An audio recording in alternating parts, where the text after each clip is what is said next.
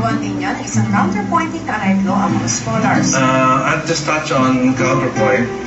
Okay, this is the end of my Michel Legrand medley. Okay, just to give you an idea what counterpointing means. No? Singing a melody against another melody. But this counterpoint of mine in the Michel Legrand medley has 4 counterpoints. Meaning, 4 na melody na ganon. Hindi lang 2. 4 na ganon. So this is the end part. The end part. I want to see your face in every kind of sight. Let's lose our time.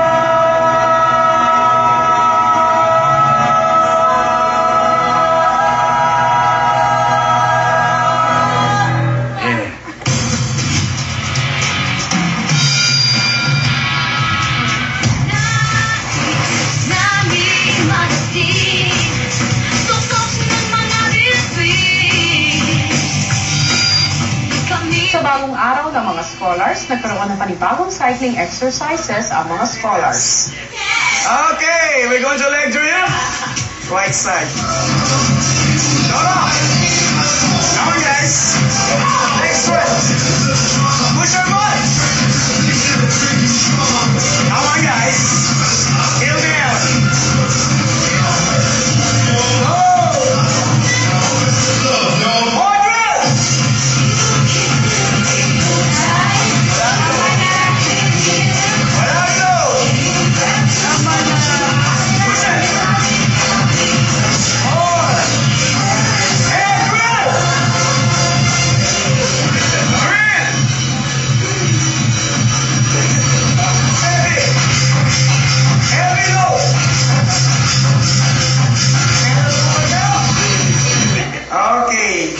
Daya-daya kaya pala walang mga load.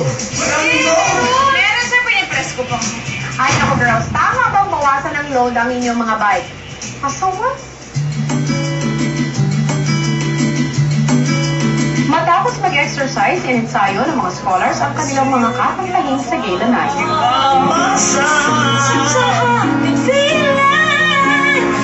Stay awake and I want you by my side.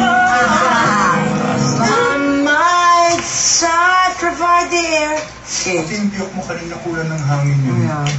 By my side. Yeah, kasi nangyayari ito, nagko-compensate for the lack of the air. So, yan. Tapos nanigas na masyado, hindi ba matatamaan? Sometimes, sometimes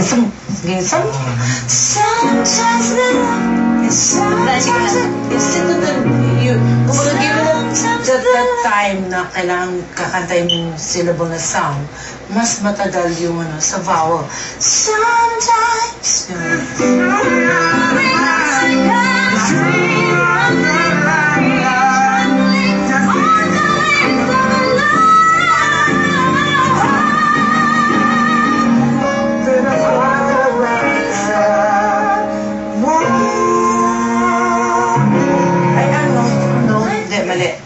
Mali yung kanya. Yung ensayo.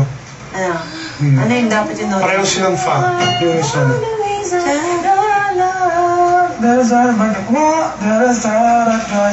Pinuyat natin kagabi yan. Ako'y napafrustrate kasi nagpupuyat tayo tapos hindi kinakalimutan nyo rin lahat. Diba? Ilang duet yung dumaan dito, Bugoy? Ilang duet yung dumaan dito? You had all the time to practice it. That one note, see? Birit kayo ng birit into the whole song. That one note sa dulo, palpak. Oh, sayang yung pag-iisip. Ang corridor, wala na. Okay.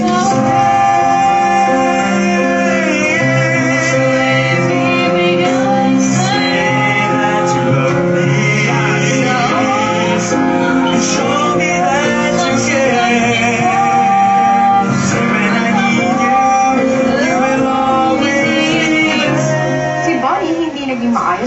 pag-ensayo dahil sa sis sa lalamunan. Ano may buo? Ano na lang ibuo para lang natin may power supply ka. Kapanayan ka. Breathe. Mali po nila ng kaya nga. Kapanayan ka. Kapanayan ka. Okay, then, we work on that phrase. Kapanayan ka. Breathe. Sumisigaw. Hindi nga. Umanyan ka na nga after cry. Kapanayan ka. Kapanayan ka. Breathe. Ako'y sumisigaw. Yun. Because ang dami nag-escape na hangin dyan sa folds mo dahil mali. Dahil disease ka. So, kailangan replenish. May hangin na lang. Yeah. Dahil sa sis ni Bunny, nagpasya ang academy na dalhin siya sa ospital para masuri ito. Ang complaint kasi ni Bunny, minsan nagdodoble yung boses niya. Yung pinagtatakhan nga siya, minsan may mataas, minsan may mababa yung boses niya. Parang dalawa yung kumakanta. So in our terms, that's what we call diplophonia or double voice. Ang sanhi nun, dahil dun sa cyst niya, mas mabigat yung isang vocal fold niya. No? So hindi nagva-vibrate yung vocal folds niya at the same frequency. Example, kunwari sa gitara, di ba? Ang gitara, kapag dalawang string na pareho ang parang tightness, pag string-night mo together, isa lang yung tono na lalabas. Pero yung pag ang gitara nag-strike ka ng manipis na string, tapos i-strike mo yung makapal na string together, iba yung tunog. You have two different, kumbaga parang vibrating frequencies. Ganun yung sa kanya. Well, at this point, what we are available with is the therapy, what she has in the academy. But eventually, for her to be able to sing well and normally, it has to be removed surgically, the vocal folds. Paano kaya makakaapekto ang mga karamdaman ng mga scholars sa kanilang performance sa Gala Night? Maraming salamat sa Capital Medical Center sa kanilang pagtulong sa check-up ng ating mga scholars. Good evening, Big Dreamers sa buong Pilipinas at sa buong mundo. Kahapon nga ay nakita natin ang pagbisita ni Comedy Concert Queen Miss Ai de las Alas tungkol sa pagharap sa mga kapalpakan na maaaring mangyari sa isang concert. Matapos nga ng kanyang pagbisita ay sumabak na sa isang fake concert na puno ng mga di inaasahang pangyayari na maaaring harapin ng isang live-up performer ang mga scholar. Paano kaya nila ito didiskartehan? Narito po. Kinahaponan nagsimula ng mag-set up ang scholars para sa kanilang concert. In the hallway na lang. Ito yung mga dalhin na, leave it here na. Ito yung mga dalhin sa bahay. This here. Para tayo magpupuha ko. Sister. Okay, guys. Set up mo na, Miguel. Darnie, buhatin mo to. Ako ba, director na yan. Boy, asan yung mga talents natin, ha? Ma'am, papunta na po sila rito. Very good. Babaan mo na ko. Okay nga. Gagawin ko na lang parang art, ganyan. From the top there, itatali ko na siya dito.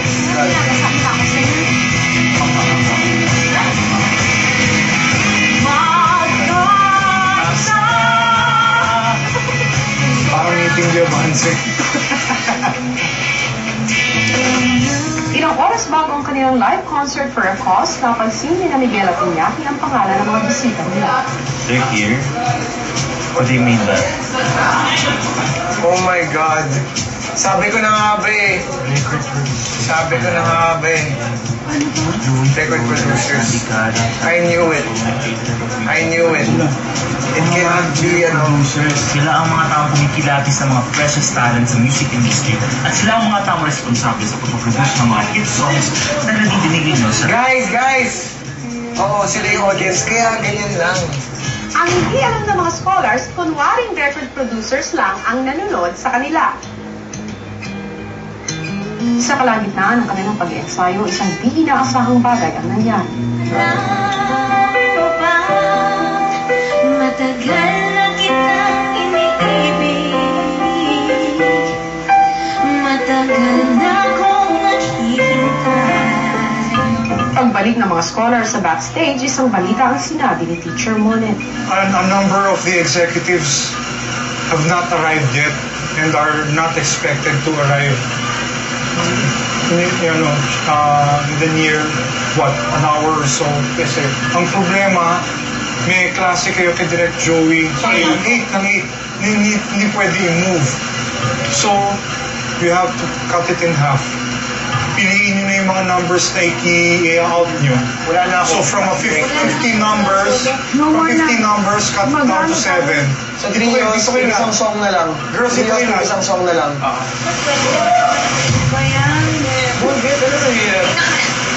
Grabe ganyan kalakas yung ulan. Sa tabing dapat na. Alam, scholars, bakit ganun? Pati panahon gusto kayong kontrahin.